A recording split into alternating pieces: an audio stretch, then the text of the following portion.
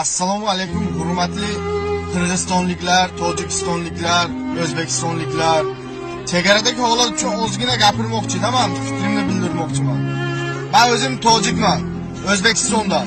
O'zbekiston uchun jonimni beraman. Qirg'izistonda ham o'zbeklar bor, lekin Qirg'iziston uchun jonini beradi. Tojikistonda ham o'zbeklar bor, lekin Tojikiston uchun jonini beradi. Bir-birimiz bilan nimaga bunday chegarada 100 kishini aybi bilan mana bu yoqqa o'zi kommentariyaga bir-birimizni so'kib, boshqa narsa qilib biz musulmonkumiz. Mana bu yoqqa o'zi Rossiyada odamlar mana bu videolarni ko'rib, kommentlarni ko'rib, har xil gaplarni gapiryapti. Biz musulmonku. Musulmonlik bosgan qadami vatan bo'ladi. Nima qilamiz bir-birimizni orqamizdan gapirib? To'g'risida men hurmat qilaman qirg'izlarni ham, tojikistonliklarni ham hammasini hurmat qilaman. Nimaga? Kelinglar birga bo'laylik. Mana biz aytib o'tamiz, Qozog'istonda agar o'sha yerda 4 yıldızlı, 3 yıldızlı nerselerdi kursa, bizden el o şehirde işteydi dep biz o şoğudağı makul bolup oturarız bugün. Biz aljaktadagı bizden Kırgızlar Kazakistan'ın kolunda iştep otkanımızda, bul jerde dagı bularının koluna barıp iştep berет dep, o şoğu biz makuldığımızı berip koyup, o şoğu razı bolup oturgan bolsak, anda biz korkoktun korkoğu bolobuz. Rezidensiyаны, Kazakistan'ın mına prezidentinin rezidensiyasını qarap görüңүздөр. Резиденция берилгенден мурда 7 метр наржакта дуалы бар эле. Резиденцияны өткөрүп бүткөндөн кийин, жанагы дуалды жолдун ортосуна чыгып, тротуардан дагы бул жагына коюп, асфальттан жарым метр бул жакка карап туруп оротуп алышкан. Аны бардыңыздар көргөнсүздөр. Ошол жерде эл малын айдап кетип баратканда, машина уруп кеткен адамдарга да эч ким жооп берген жок. Малын дагы уруп, адамды дагы өлтүрүп кеткен болгон машинаны, мас болуп балдар ошол жерде. Именно ошо Казакстандын машинасы болгон. Эгерде дуал 7 метр наракта болгондо, бала дагы өлбөйт эле, мал дагы өлбөйт эле. А биз бүгүн уруксат берип атабыз дагы. 49 жылга берсек, бизде калат деп атасыз, урматтуу төрага. 49 жылга берилгенден кийин, 49 жылга эмес, 9 жылга берсеңиз дагы кийин ала албайсыз бул нерсени. Мана Советобадты 25 жылга бергенбиз. Советобадты, мен ошол жерде жашайм.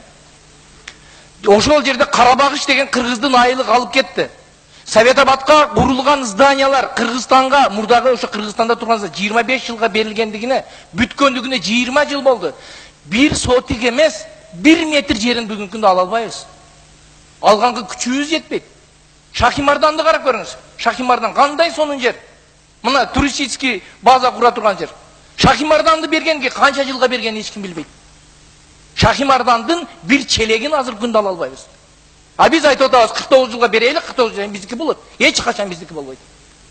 Сиз 1 эле жылга бериңиз, 1 жылдан кийин дагы биздики болбойт. Себеби биз күчсүз мамлекет болуп турабыз.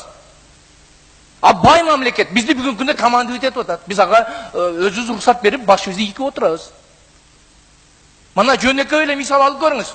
Кошунаңыз бай болсо, жөнөкөй эле үйдө кошунаңыз менен сиз жашасаңыз, кошунаңыз бүгүн сиздин үйүңүздүн ичине кечирип коюңуз, улуу сөздө уят жок. Туалеттин курса, ушу туалет ушул жерде туруп турсун. Жер сеники, туалет меники десе, биз макул болобузбу? Эч качан макул болбойбуз. А бүгүнкү күндө биз хоп, найли деп көкрөбүздү коюп туруп, өткөрүп бергенге макул болуп отурабыз. Булга кол коюлган деп атабыз, урматтуу төрага. Кол коюлган деп атабыз, соглашение 2006-жылы. Кол коюлган же ошол жерде соглашение карасаңыз өзгөрткөнгө уруксат деген жери бар, туурабы? Өзгөрткөнгө уруксат, мына өзгөртөйлү буну. Эгерде биз кол коюп койдук эле деп бар нерсени бере берсек, эртеге күнү бизди бир нерсени айтып коеюн. Мына жерде көлдүк депутаттар да отурасыздар. Жанкурос Каниметов аксакал болуп. Көлөне силерди кечирбейт.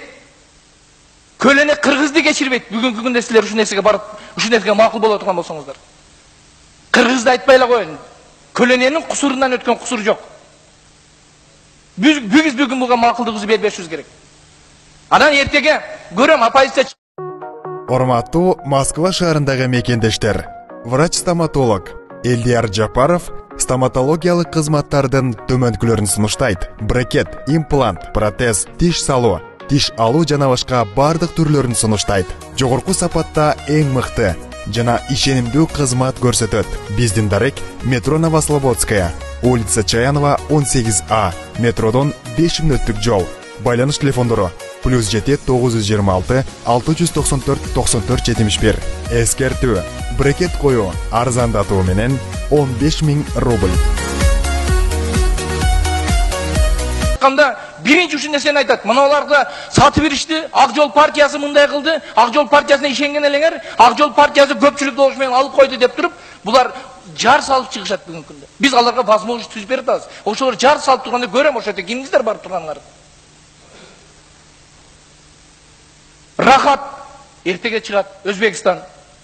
Эмне үчүн Казакстанга бердиңер, бизге бербейсиңер деп. Уже чыктыбы? Мына чыкты бүгүн. Эртең аларга дагы беришибиз керек. Себеби Совет Абадты дагы бергенбиз, Шашмардан дагы бергенбиз. Эртең Рахатты беребиз, бүрсүгүнү Бишкектин ортосундагы жерлерди өткөрүп беребиз. 49 жылдан кийин биздин балдарыбыз бизге эмне деген көз караш менен карайт. 49 жыл мурда менин атам, менин апам ушул парламентте отурганда, Ак Жол партиясынын атынан отурганда ошолор добуш берип өткөрүп койду эле деп, биздин балдарыбыз дагы жер тиктеп калат. Биз ага жол бербешибиз керек. Эртең кимин баласысың дей турган болсо, ошол жерде өткөзбөй койгон адамдын баласымын деп айта турган учур келиш керек. Туристтер деп атасыздар. Туристтер келип атат, 13 миллиард сом пайда алып келип атат. Ушу 4 деле пансионатты бербей койсок, туристтер бизге келбей калабы? Ушу 4 пансионатты бербей койду деп бизге Россиядан туристтер келбей кой. Булар Казакстанга бербей коюшту эле деп.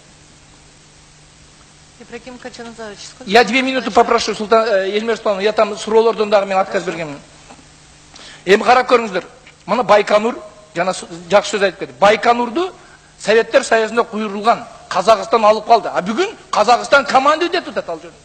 Байконурду мынча төлөмөй сайын, мынча миллион, миллиардты төлөбөй сайын учурбайсыңар деп атат. А биз болсо бекерге бергенге даяр болуп отурабыз. Дагы бир нерсени айтайын. Урматтуу юрист, сиз айтып атасыз, кечиресиз, фамилияңызды, атыңызды билбейт экенмин, креслонун аркасында отурган юрист, сизге кайрылып атам. Биз сот болсо утулабыз деп, рингке чыкпай туруп боксерге окшоп атасыз. Мен Мухаммед Алиден бүгүн калтак жейм.